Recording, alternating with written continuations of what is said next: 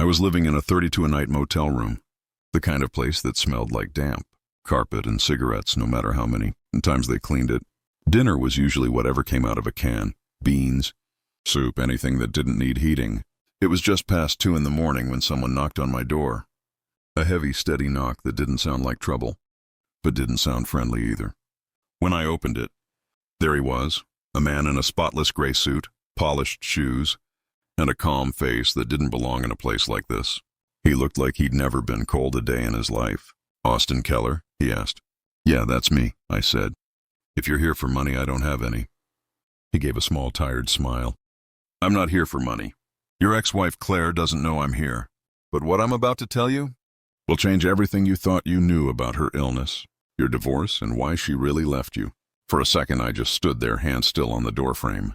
"My name is Austin Keller, and 6 months ago my life made sense. I had a construction business that was finally taking off. Not big, but honest work. I built homes with my hands, and every nail I drove in carried pride. I had a wife I'd loved since we were kids, and 2 little ones who thought I hung the moon. Now, I live in room 107 at the Sunset Valley Motel. The wallpaper peels, the ceiling leaks when it rains, and at night, I can hear my neighbor crying himself to sleep. Sometimes I wonder if he can hear me doing the same." The man in the expensive suit stepped closer, his shadow stretching across the stained carpet. In his hand was a leather briefcase that probably cost more than my old truck. Behind him, the parking lot lights flickered, throwing his face in and out of the dark. He looked like the kind of man who never had to sell his wedding ring to pay for hospital bills. The kind of man my ex-wife said she wanted instead of me. For a long moment, neither of us spoke. I could hear the buzzing of the motel sign outside. Half the letters burned out, and the slow tick of the cheap clock on the wall. Then he said quietly, "Austin, everything you think you know about her cancer was a lie." I felt the words like a punch to the chest.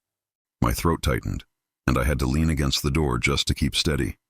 "What the hell are you talking about?" I asked. He glanced around, then stepped inside, closing the door behind him. "You deserve to know the truth," he said. "Because Claire didn't just survive something she never had. She built a life on your sacrifice." The room went silent, the kind of silence that eats the air. And in that moment, I knew that the night wasn't just another night in the motel. It was the night everything I believed in was about to fall apart again. 6 months before that night, life still had light in it. The morning started with the smell of fresh coffee and sawdust from the half-built deck in our backyard. Claire used to stand in the doorway, hair tied up, holding a mug with both hands, watching me work like she always did. She'd smile that quiet little smile, the one that told me I was doing something right. Our kids, Emma and Luke, would run through the yard with their shoes half on, chasing each other between piles of lumber. The house wasn't perfect, but it was ours. Every nail, every wall, every inch of that place had my sweat on it. I wasn't rich, but I was proud. We had love, laughter, and a future that felt solid. I used to come home from the job site covered in dust, tired to the bone, and she'd meet me at the door with a towel and that soft look in her eyes. "You work too hard," she'd say. And I'd laugh because I didn't mind. Working hard for your family isn't really work. It's a kind of love. Back then, Claire still wore the little silver necklace. I bought her the day we found out she was pregnant with Emma. It wasn't expensive, but she never took it off, said it reminded her of where we started. That necklace would glint in the sunlight every time she turned toward me, and sometimes I'd catch myself stopping just to look. Then one day everything changed with a single phone call. I still remember the sound of her voice when she told me. It wasn't even fear I heard first, it was confusion. Like she couldn't believe the words she was saying. "They found something," she whispered. "They think it's cancer." Time stopped. I drove home from the job site that day without remembering how I got there. My hands shook on the steering wheel, and my chest felt like someone had tied it in a knot. When I walked through the front door, she was sitting on the floor in the living room, knees pulled up, holding the phone like it had just told her the end of the world. I dropped beside her and pulled her close. I didn't know what to say, so I said the only thing that came to mind. "You're not alone. We'll fight it, whatever it takes." From that moment, my whole life turned into one long battle I didn't plan for. Doctor visits, test results, endless waiting rooms that all smelled like bleach and hopelessness. I sold my truck first, told her it was old anyway. Then I sold my tools, the ones I built my business with, told her I could always buy new ones later. She cried when I pawned my wedding ring. I told her it was just a thing, that what mattered was her getting better. Nights were the hardest. She'd lie in bed, weak and pale, and I'd sit beside her pretending to be strong. I learned to smile when I felt like breaking, to joke when my heart was drowning. I remember wiping her forehead with a damp cloth, whispering, "You're gonna make it, I promise." And for a while I believed it. Every time she smiled, I felt hope crawl back into me. I'd hold her hand and imagine the day she'd walk again, laugh again, live again. Months went by. Treatments, medications, doctor visits, all blurring into each other. Our kids started asking questions I didn't know how to answer. Emma drew pictures of her mom with angel wings, and I had to fight the lump in my throat just to hang them on the fridge. When the doctor finally said the words remission and recovery, I fell to my knees right there in the hallway. I didn't care who saw me. I cried until my chest hurt. I thought the nightmare was over. She was thin, tired, and quiet for a long time after that, but I didn't care. I'd have taken her any way life gave her back to me. I told myself we'd rebuild. I started taking more jobs, longer hours, trying to catch up on the bills that had buried us. I'd wake up before sunrise, leave coffee by her bedside, kiss her forehead and whisper, "We're okay now." But somewhere in her eyes, something had changed. At first, I thought it was just the recovery, the trauma, the fear. But then she started pulling away. Small things at first. She'd forget to say goodbye when I left. She'd eat dinner without waiting for me. She'd spend hours on her phone, saying it was support groups, therapy, online chats with other survivors. I didn't question it. I trusted her. I thought she'd been through enough pain. The last thing she needed was doubt. But sometimes I'd walk into the room and she'd close the laptop too fast. Or I'd hear her laugh softly to someone on the phone. A laugh she hadn't used with me in months. Still, I told myself, she needs space. She deserves happiness. I didn't know that happiness meant something else now, something I couldn't give. One night I came home late from a job, covered in dust and rain, holding takeout boxes for all of us. The house was quiet. The lights were on, but the silence was heavy. Her things were gone from the dresser. The closet half empty. The silver necklace, the one she swore she'd never take off, was lying on the bed beside a folded note. In it, she wrote, "Austin, I need to find myself again. Don't look for me. Tell the kids I love them." I sat on the edge of the bed for hours, staring at that note until the words blurred. That night I didn't cry. I just sat there in the dark, listening to the sound of the rain hitting the roof of the home I built for us, a home that suddenly didn't feel like home anymore. I didn't know it then, but her story wasn't over, and neither was mine. Because months later, when that man in the suit knocked on my door, he wasn't bringing closure. He was bringing the truth. The man stood in my motel room like he didn't belong to the same world as me. His shoes didn't make a sound on the cracked floor. He didn't look nervous or cruel, just tired, like he'd carried something heavy for too long and finally came to set it down. "Start talking," I said. My voice came out rough, like gravel in my throat. He set his briefcase on the small wooden table by the window. The cheap lamp flickered once, then steadied, throwing light across his face. He looked like a man who lived by rules, clean, measured, precise. The kind of man who'd never missed a payment in his life. "My name's Daniel Mercer," he said. "I worked for Horizon Medical Group. I handled the billing, accounts for several private patients, and including your wife." The air in the room shifted. Even before he opened the case, I felt something twist in my gut. He clicked the latches, opened it slowly, and pulled out a thin folder. No dramatics, just quiet precision. "I don't know how to tell you this in a way that doesn't sound cruel," he said. "So I'll just tell you straight." I crossed my arms, staring at the folder. "Go on." He looked at me with something like pity in his eyes. "Claire Keller never had cancer." For a long moment, I didn't move. The hum of the refrigerator filled the silence. My mind went blank, not in disbelief, not in rage, just blank. Like the words didn't make sense in English. What? Daniel placed a few papers on the table. Hospital invoices, insurance forms, test results. The medical reports she showed you were real. The treatments, the chemo appointments, all paid for through private arrangements. But the tests were falsified. She was never registered as a patient for the procedures billed in her name. I took a step closer, shaking my head. No, that's not possible." I sat with her in the hospital. I saw her hooked to those machines. I saw her sick, He nodded slowly. You saw what she wanted you to see? I felt heat rise behind my eyes, a storm of disbelief and fury. My hands curled into fists, but they trembled instead of tightening. She lost her hair. She threw up for weeks. He sighed. Some of the medication she was taking was real, but it wasn't chemotherapy. It was part of a plan. Painkillers, sedatives, enough to create symptoms. I took another step back. My chest tightened, like my ribs couldn't stretch wide enough to hold breath anymore. Why? I whispered. Why would anyone do something that sick? He hesitated. Because she was being paid to. The words hit harder than anything else. Paid. Like it was a job. I stared at him, waiting for him to take it back. But he didn't. He opened another file, slid a photo toward me. Claire, sitting at a fancy dinner table, smiling. Dressed in a red gown I'd never seen before. Across from her sat a man in his 50s, laughing, holding her hand.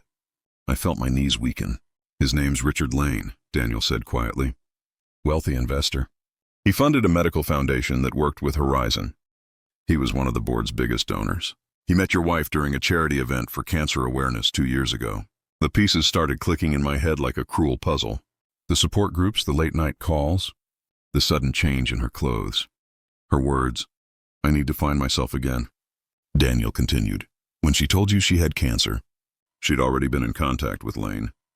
He offered her financial support, private treatments, travel, comfort, everything you couldn't give her at that time. It started as sympathy, but it turned into something else. The treatment plan was designed to keep her away from suspicion. And when she told you she was in remission, he paused, then met my eyes. She wasn't recovering. She was relocating. I felt something break inside me, quietly, completely. The kind of break you don't hear, but you feel deep, like a crack through your soul. I sat down on the edge of the bed, staring at the photo. My wife, smiling like she hadn't smiled in years.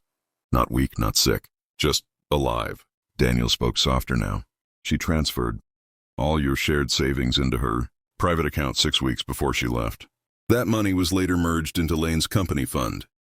It wasn't about love, Austin. It was about control, comfort, and opportunity. I rubbed my face with both hands, trying to breathe, but every inhale burned. Why are you telling me this? He looked down for a moment. Because I couldn't live with it anymore. I was the one who processed the fake reports. I forged her medical ID under orders from Lane himself. I thought it was just paperwork, a privacy cover-up. But when I found out what it really was, I quit. And now I'm being followed. He closed the folder, fastened it shut, and pushed it toward me. Everything's in there. Proof, copies, dates, enough to show the truth if you ever decide to use it. I stared at the folder, then at him. And what do you expect me to do? March into court. Tell my kids their mother faked cancer for money? His voice lowered. I don't expect anything, but you deserve to know who she really is. The room went quiet again. Outside, rain started to fall, slow at first, then harder, hitting the thin motel window like pebbles. Daniel stood, adjusted his coat, and walked toward the door. Before he left, he turned once more and said, She didn't just lie to you, Austin. She lied to everyone, and the man she left with. He's not the kind that lets secrets stay buried. Then he was gone. The door clicked shut. The rain kept falling. I sat there for a long time, staring at that folder. Every page inside held a piece of the life I thought was real. Now nothing more than paper lies, somewhere between the noise of the rain and the hum of the old fridge. I felt something inside me change. The kind of shift that doesn't make noise but leaves you colder than before. Because sometimes the truth doesn't set you free. Sometimes it just leaves you standing in a motel room, realizing the person you loved most never really existed. The night Daniel left, I didn't sleep. The folder sat on the table like it was alive, breathing in the dark. Every time I looked at it, I felt the weight of my own stupidity pressing down on my chest. Around 3 a.m, I finally opened it again. 1 page at a time. Dates, signatures, transfers, receipts. Her handwriting on medical forms. I remembered watching her sign. But this time I saw it differently. I saw lies dressed up as love. There was even a copy of the email thread between her and Lane. Small talk at first, then long messages filled with comfort and flattery. One line stopped me cold. He still believes I'm sick. I'll tell him soon. When it's easier. When it's easier. My hands shook so hard I almost tore the page. I could still hear her voice from those nights. Weak. Trembling. Asking me to hold her, to pray with her. To tell the kids Mommy would be okay. And she was okay. She was perfectly fine. I sat there till sunrise. The motel curtains glowed faint orange, the light creeping in like something unwanted. Outside, cars passed on the highway, each one reminding me the world was still moving, even if mine had stopped. When the clock hit 7, I got up, washed my face, and looked in the mirror. For the first time in months, I didn't see the man who'd lost everything. I saw someone I didn't recognize, someone empty but awake. I called in a favor from an old friend, Derek, who still worked in construction. He was the only one who hadn't turned his back on me after the divorce. When he picked up, his voice cracked with surprise. "Austin, man, it's been months." "Yeah," I said quietly. "I need your help." He didn't ask why. He just said, "Where do I meet you?" 2 hours later, we were sitting in his truck outside the old job site where I used to work. The smell of dirt and metal filled the air. I told him everything, the folder, the man, the lie. By the time I was done, his hands were gripping the steering wheel tight. "She faked cancer," he whispered. "And took the kids?" I nodded. My throat was tight again. He stared straight ahead, jaw tight. "You're gonna do something about it, right?" I looked down at my hands, rough, scarred, the hands that once built homes and now just shook. "I don't even know where to start." He leaned forward. "Start with the truth. You still got her contact info?" "Just her lawyer's number," I said. "She blocked mine." "Then you call the lawyer," Derek said. "Ask where she's living. You're still her husband legally, right?" "Divorced," I said flatly. "Signed everything after she recovered. She made it look like she wanted a clean break, said she couldn't handle memories of the hospital." He cursed under his breath. "That's cold, man." I didn't answer. My eyes were locked on the folder in my lap. Somewhere deep down, a thought was forming, not clear, not violent, just quiet and heavy. I wasn't going to destroy her. I just wanted the truth to stop being her property. That night, back at the motel, I sat with my laptop open on the shaky little table. The Wi-Fi barely worked, but I found enough connection to start searching. Richard Lane, the name came up fast. Businessman, investor, philanthropist. Pictures of him shaking hands with politicians, smiling in magazines. A man who looked untouchable. And there she was, Claire, in one of the photos, standing beside him at a gala. Her hair shining, her hand on his arm, her smile wide, the same smile that used to be mine. I leaned closer to the screen, my pulse pounding. The caption read, "Richard Lane attends the Hope for Healing Foundation dinner with longtime partner Claire Lane." Partner, not Keller, Lane. I stared at her new name until the letters blurred. She'd built a new life, one built on the ashes of mine. For days I didn't eat much. I barely left the room. I went through every page of that folder until I could recite the numbers by heart. Then I printed copies, one set for me, one hidden in a storage locker under my old company's name, just in case something happened. The motel manager, a quiet man named Leo, noticed me leaving at odd hours. One evening as I was heading out, he called after me. "You okay, Mr. Keller?" I forced a smile. "Just looking for work." He nodded, though his eyes said he didn't believe it. Truth is, I wasn't looking for work. I was looking for closure. I started driving by the address listed on one of the reports, the one that led to a property under Lane's name. It was a glass house on the hill, surrounded by gates and guards. I parked far down the road, watched from the shadows. Through the tall windows I saw her, Claire. She was laughing again, wearing white. She looked like a stranger I used to know. In her arms, for a split second, I saw Emma, my little girl, taller now, older, her hair longer. She looked happy, but she wasn't looking for me. She didn't even know I was there. That's when it hit me hardest. Not the betrayal, not the money, the distance. The clean, invisible wall she'd built between my blood and hers. I drove back to the motel that night with my head pounding. I didn't cry this time. I just sat on the edge of the bed, staring at the wall, whispering to the empty room. She's alive. My kids are alive, and they're living in someone else's lie. The next morning I called Daniel. He didn't answer. By evening his number was disconnected. The day after that, I turned on the TV in the motel lobby, and the headline hit me like a hammer. Local accountant found dead in apparent. Car crash, authorities suspect foul play. It was him, Daniel Mercer, the man who told me the truth. I stood there staring at the screen. As the news anchor's voice faded into the noise of the vending machine beside me, my heart didn't know whether to break or freeze. That's when I realized something. The truth didn't just ruin lives. It buried them.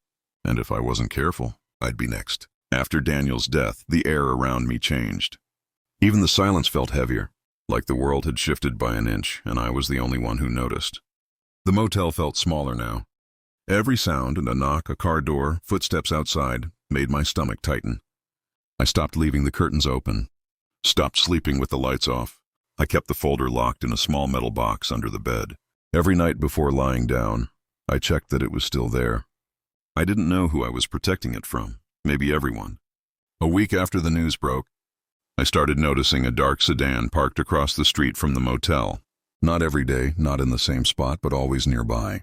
Black tinted windows, engine off. Never moved when I looked. The first time I saw it, I told myself it was nothing. The second time, I took a photo with my phone. The third time, I walked toward it. Before I reached the end of the parking lot, it pulled away, slow, silent, like it knew it had been seen. That's when I stopped pretending coincidence existed. I didn't tell Derek. I didn't tell anyone. The last thing I wanted was another person getting pulled into the mess I'd stumbled into. I started making copies of everything, again. Paper and digital. I uploaded them to a cloud drive under a fake name. Hid one USB in a crack in the motel wall behind the TV. I didn't even trust myself to keep them all in one place.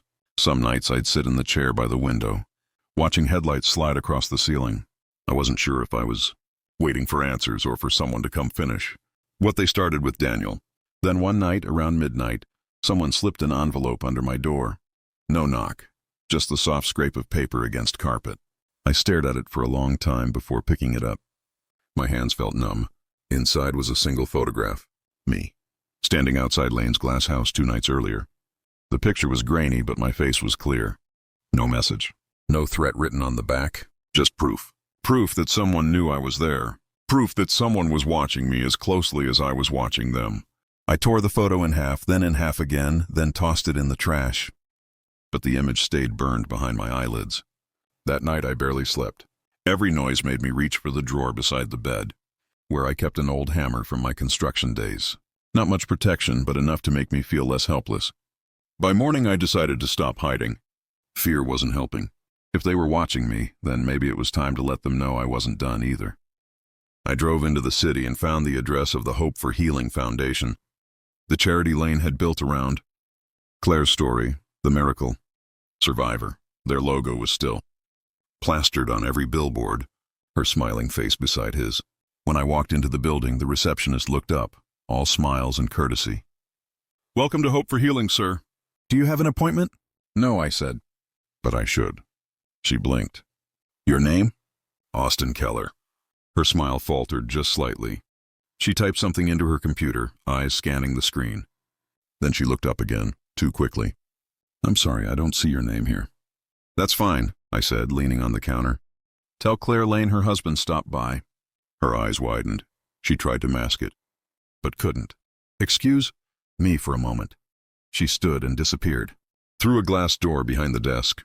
I waited 5 minutes, then 10, then 15. Finally, a tall man in a gray suit, not unlike Daniel's, appeared. Calm, corporate, smiling without warmth. "Mr. Keller," he said smoothly. "I'm afraid Mrs. Lane isn't available right now. If you leave your contact information, we'll be sure she receives it." I studied him for a long second. His smile didn't reach his eyes. "She already received everything," I said. "I just came to tell her, I know." His smile froze. "I'm not sure what you mean." "You will," I said, and turned to leave. As I pushed through the glass doors, I caught my reflection, thinner than I remembered, eyes sunken, face older. I looked like a man half ghosted by his own life. When I got back to the motel, the door was open. Just an inch, but open. My pulse jumped. I stepped inside slowly, hammer in hand. The place looked the same at first. The chair, the bed, the TV still humming faintly. Then I saw it. The metal box under the bed was gone. I dropped to my knees, yanked the mattress aside. Empty space. The dust marks on the floor still shaped like the box. Whoever came, they knew exactly what to take. I sat on the floor, heart pounding, sweat cold on my neck. Everything I had, every proof, every copy, every chance of exposing her, gone. Then I noticed something on the table. A single note, folded once. In clean handwriting it said, "Stop digging, Austin. Let it die, or you will. No name, no signature, just that. I stared at it for a long time, the words sinking in like poison. Then I smiled. Not because it was funny, but because I finally understood what kind of game I was in. They thought fear would stop me. They didn't realize fear was all I had left.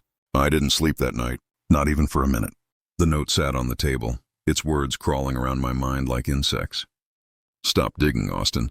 Let it die, or you will. They'd taken the metal box. They thought that was everything. They didn't know I'd made one more copy. Not on paper, not on USB. 2 weeks before Daniel died, he'd sent me a message from a burner number. If anything happens to me, check the locker. Want it in Union storage. At the time, I thought it was paranoia. Now it was survival. By morning, I packed my few things. The hammer, my phone, a jacket, and the folded note. I didn't bother checking out. Room 107 had served its purpose. The air outside felt heavy, but cleaner than the one inside. Like leaving a grave. The drive to Union storage took 40 minutes. I parked 2 blocks away, walked the rest on foot.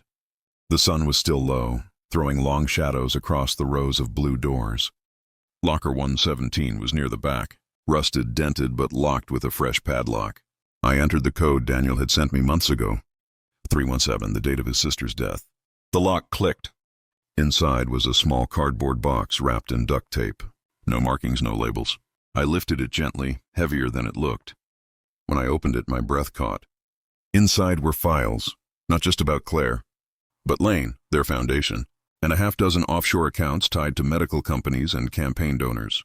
Daniel had been tracking them for years. Emails, bank transfers, falsified medical reports, even hospital signatures. Claire's cancer. Treatments had been billed under a false identity, with government funding. It was all there.